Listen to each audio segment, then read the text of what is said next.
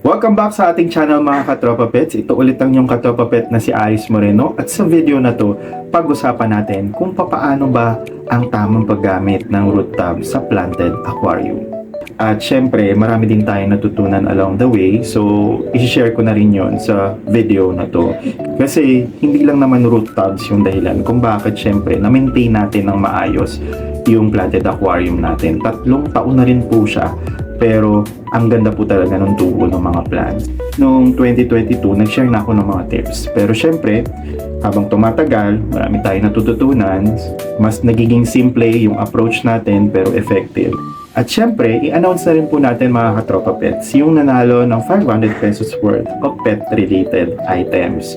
Kung ayaw niya na ako yung mag-order sa Lazada or Shopee tapos ipapadala na lang sa kanya, pwede naman yun ipadala sa GCash niya kung gusto na lang niya na siya yung bibili. At dahil New Year naman po mga katropa pets, pili tayo ng mga 5 pa dun sa mga nag-comment sa previous na video natin na may hashtag katropa pets na mananalo ng 100 pesos. Tapos ipapadala ko na lang po sa kanila via GCash. So, ilalagay ko po yung link ng email ko sa description ng video na to para sa mga mananalo. I-announce natin yan sa last part ng video na to. I-email nyo sa akin yung details ninyo.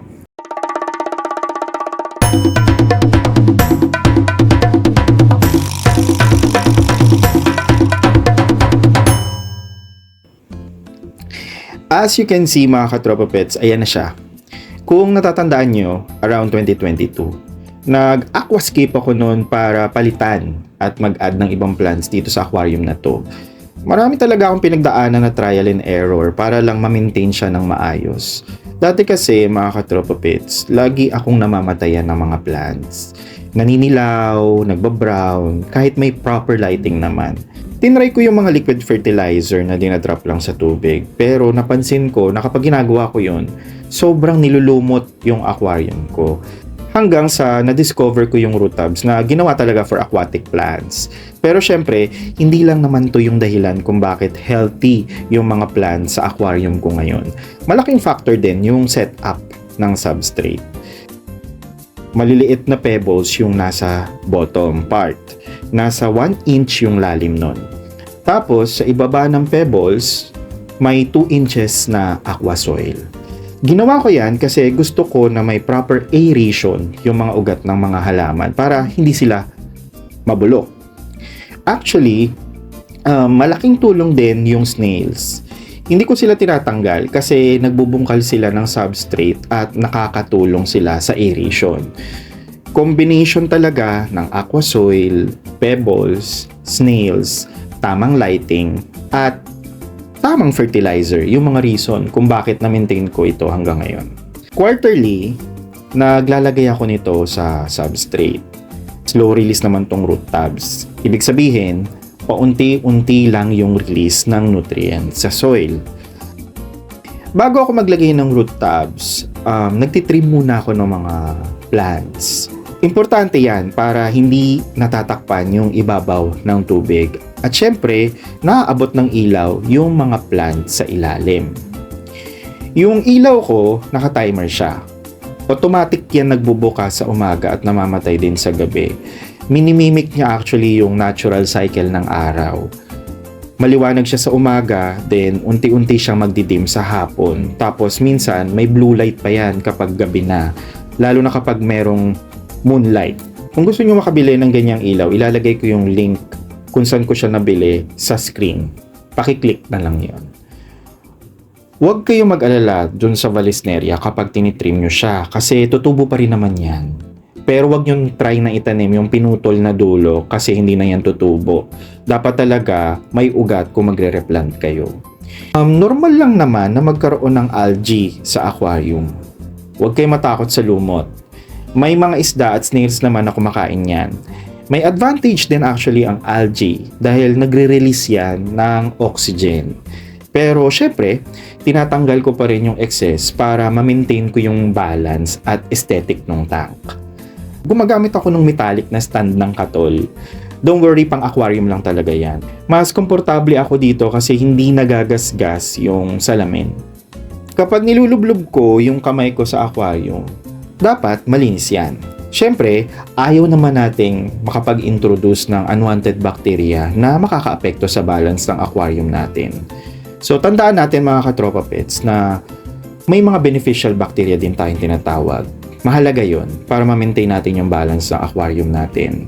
Sila yung nagko-convert ng ammonia mula sa dumi ng isda at nabubulok na halaman papuntang nitrite at eventually nitrate. Yung ammonia at nitrate, nakakalason yan sa isda. Yung nitrate, mas safe, pero kailangan pa rin natin na control yung levels niya.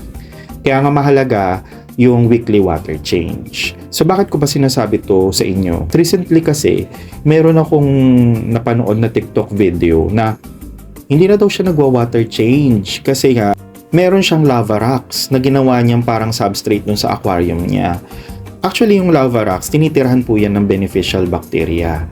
Kailangan pa rin natin mag-water change kasi nga, kagaya ng sinabi ko, yes, mako-convert yung ammonia to nitrate, which is mas safe sa isda. Pero kasi, over time, kapag dumadami din yung nitrate, nag-accumulate siya sa aquarium ninyo, deadly yun or nakakamatay sa mga isda ninyo. Kaya nga po, dapat weekly, nagpa-partial water change po tayo. So, wag po tayo maniniwala dun sa mga claims na dahil sa lava rock, hindi na po sila nagwa-water change. Mali po yun. And always remember, mga katropa pets, partial lang ang pagpapalit ng tubig. Hindi lahat. Kalahati lang. Kapag bigla nyo kasing pinalitan lahat ng tubig niyan, mawawala yung beneficial bacteria. Biglang tataas yung ammonia o magkakaroon tayo ng ammonia spike. Kaya nga, marami akong nababasang comments dito na after nila magpalit ng lahat ng tubig, bigla daw naglutangan yung isda nila. Yun po yung reason, ammonia spikes. Kapag maglalagay ako ng root tubs, binabawasan ko muna talaga yung tubig. Ito yung root tubs na ginagamit ko ngayon. Lalagay ko na lang yung link kung saan nyo siya mabibili sa screen. Mura lang naman to, magagamit nyo to ng ilang beses na. Alala lang mga katropa pets, yung paglalagay nito, quarterly lang. Safe naman po siya mga katropa pets as long na tama din yung paglalagay. Siguraduhin na nakabaong maigi yung root tub sa substrate. Gumamit kayo ng tweezers para mas madali. Huwag yung kakamayin kasi lulutang po yan. Then, yung distance nila sa isa't isa dapat nasa mga 3 to 4 inches lang po. Para well-distributed din yung nutrients sa plants. Naglalagay din ako sa mga walang nakatanim na area kasi may mga ugat din dyan. Nalinis ko na pala yung filter at nag-add na rin ako ng dechlorinated water. Paalala lang ulit ha, i-dechlorinate muna ang tubig sa timba bago po ninyo isalin sa aquarium po ninyo. So nasa screen yung link kung saan nyo mabibili yung pang-dechlorinate ng tubig. Nilinis ko na rin actually ang filter na yan kasi mabagal na yung flow ng water. Kung gusto nyo malaman kung saan nabibili yung canister filter, nandyan po sa screen yung link.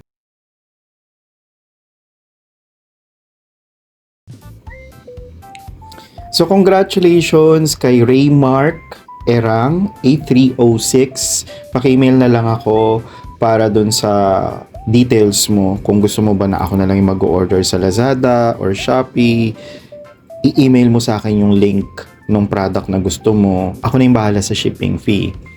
Or kung gusto mo ba na ipapadala na lang sa GCash mo, send mo na lang sa akin yung GCash number mo. Paki-check na lang yung email ko dyan sa description ng video. At para dun sa nanalo ng tig 100 pesos, paki-email na lang din sa akin yung mga GCash number ninyo.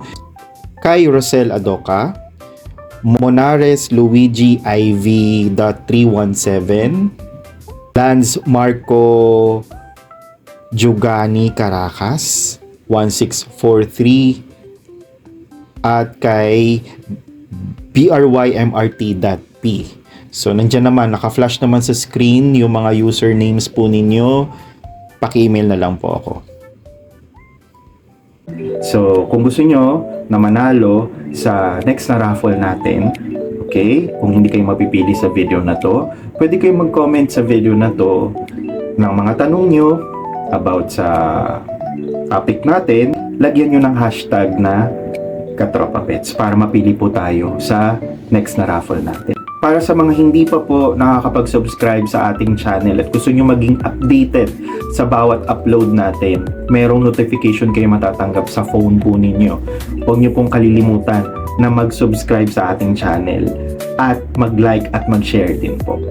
So maraming salamat mga katropa pets sa patuloy niyong pagsuporta sa ating channel.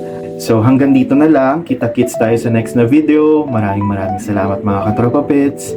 Happy New Year and God bless you all.